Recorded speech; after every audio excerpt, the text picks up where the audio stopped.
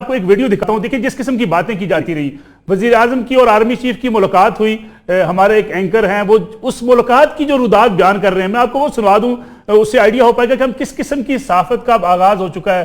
कि ये कहा जा रहा है कि वजीर आजम अपने मुलाजिम को बुला रहे हैं लेकिन मुलाजिम नहीं आ रहा, और उनको किस किस्म का बिहेवियर हो रहा है। मैं आपको वीडियो दिखाता हूं, उस पर आपका तबसरा भी चाहूंगा। मुझे तो ऐसा लगता है कभी कभी कि माशाल्लाह लगाने का फैसला कर लिया है और तय हो गया है कि माशाल्लाह लगना है इस मुल्क में, और तय करने वाले गालिबन ये सोचने वाले शायद वजीर आजम नवाज शरीफ साहब खुद ही हैं। ऐसा कि नहीं, मैं इशारों के नए में बात करूंगा, मैं ज्यादा डिटेल में नहीं। इस्लामाबाद में एक बात चल रही है कि मुल्क की अहम तरीन सियासी शख्सियत जी, अब इसको ध्यान से सुने बात को, मुल्क की अहम तरीन सियासी शख्सियत और मुल्क की अहम तरीन गैर सियासी शख्सियत, उनकी एक मुलाकात होनी थी जी। ये जो अहम तरीन सियासी शख्सियत है जी, उनके हाउस में ये मुलाकात थी।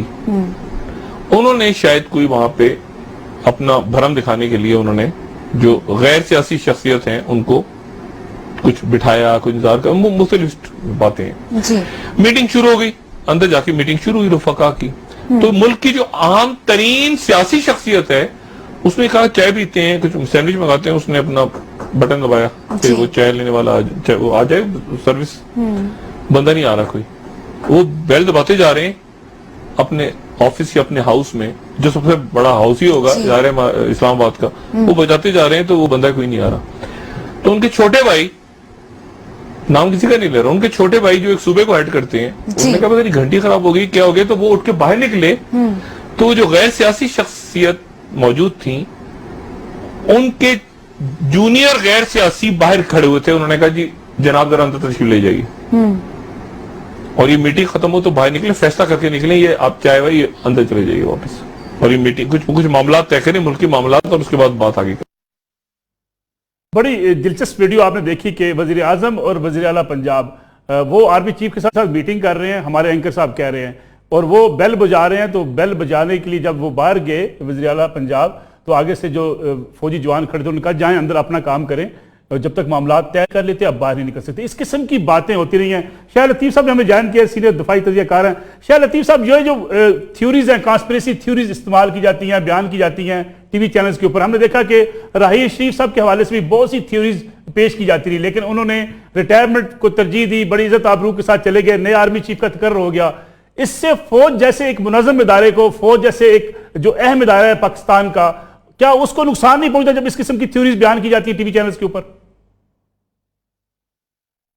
जी बिल्कुल, ये जो आपने वीडियो चलाई है नहायत मज़ह का खेज़ है, और इस लेवल पर इस तरह की बात करना मैं समझता हूँ कि बिल्कुल इसकी कोई ज़रूरत नहीं है। और यही वजह है कि मीडिया ख़ुद कॉन्स्पिरेसी थ्योरीज़ को, और ख़ासकर कुछ इस तरह के एंकर्स जो अपनी अहमियत ज़ाहिर करना चाहते हैं, सनसनी खेज़ बातें मिर्च मसाला लगाकर वो करते हैं ताकि उनको एक अहमियत हासिल हो, एक पॉपुलैरिटी मिले। और कुछ इस तरह की चैनल्स जो ये मवाद लोगों तक मुहैया करती हैं, वो शायद ज़ाती तौर पर उनको फ़ायदा होता है, उनके जो मालिकान हैं कि वहाँ उनकी कमाई होती है, लोग ज़्यादा देखते हैं। ये सारे का सारा मामला जो है ये ठीक होने वाला है, और ये दरअसल जो रेगुलेटरी अथॉरिटी है पैमरा, उसका काम है, मगर वो तो अपना काम हरगिज़ नहीं कर रही।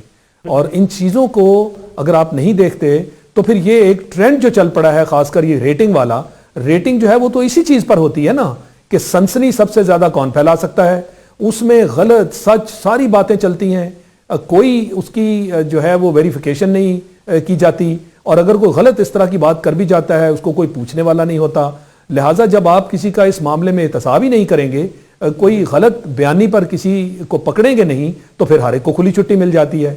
तो आपकी जो ऑब्जर्वेशन है ये बिल्कुल ठीक है, हर चीज़ इस तरह की बातें नहीं होनी चाहिए।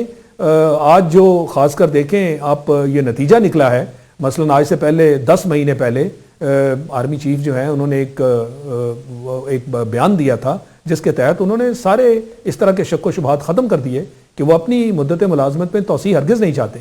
मगर उसके बावजूद आप देखिए कि आखिरी दिन तक किस तरह की बातें जो है वो गर्दिश करती रहीं, और किस तरह की ख़बरें जो है फैलाई जाती रहीं। इसमें बाकायदा हमारे मुल्क के सियासतदान भी शामिल हैं। वो जब पार्लियामेंट के फ्लोर पर खड़े होकर तीसरी ताकत और आना और उनकी चाप सुनाई देनी और इस तरह की बातचीत करते हैं, तो फिर बहुत सारे लोग हैं ना जो इसमें इस कसूर में शामिल हैं। یعنی لیکن شہر عتیق صاحب، کیا اس سے بےمانی فوج باتیں کنٹروورشل نہیں اور ہوتی جب غیر اس قسم ذمہ کی دارانہ بیانات دی جاتے ہیں باتیں؟ سیاستدانوں کی جانب سے؟ جی آپ نے کیا کہا؟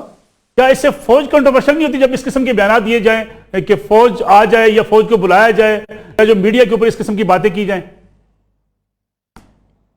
بالکل کنٹروورشل ہوتی ہے، اور آپ ایک فوج جس نے ذمہ داری سے اپنا کام سر انجام دیا ہے، ملک کو جو اتنے بڑے بڑے خطرات تھے اس سلسلے میں انہوں نے اپنی جانوں کی قربانیاں دیں، لوگوں کی خاطر لوگوں کی سروس کی، سیلف لیس سروس کی. آپ اس کے بارے میں اس طرح کی غلط فہمیاں پیدا کریں گے لوگوں کے دلوں میں تو پھر یہ بڑے افسوس کی بات ہے میں سمجھتا ہوں، اور یہ ہرگز نہیں ہونا چاہیے. اس کا جو ہمارا خاص کر یہ ریٹنگ کا سسٹم ہے اور اس طرح کی جو بے بنیاد باتیں، غیر ذمہ دارانہ باتیں، باقاعدہ ایسے لوگوں کو پکڑا جانا چاہیے اور ان سے جواب دہی ہونی چاہیے.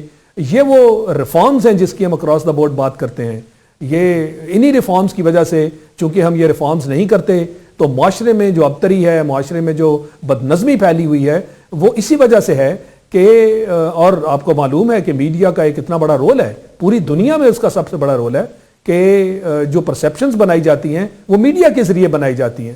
اور پھر سوشل میڈیا کا ایک رول ہے، وہاں پہ بھی ٹیمز ہائر کی گئی ہیں سوشل میڈیا پہ بھی غلط فہمیاں اور غلط چیزیں پھیلانے کے لیے. تو جب تک ہم اس کو سنجیدگی سے نہیں لیں گے اور جو ایسے لوگ ہیں جو اس چیز کی پشت پناہی کرتے ہیں اور جو ایسی چیزیں پھیلاتے ہیں، جب تک ہم ان کا احتساب نہیں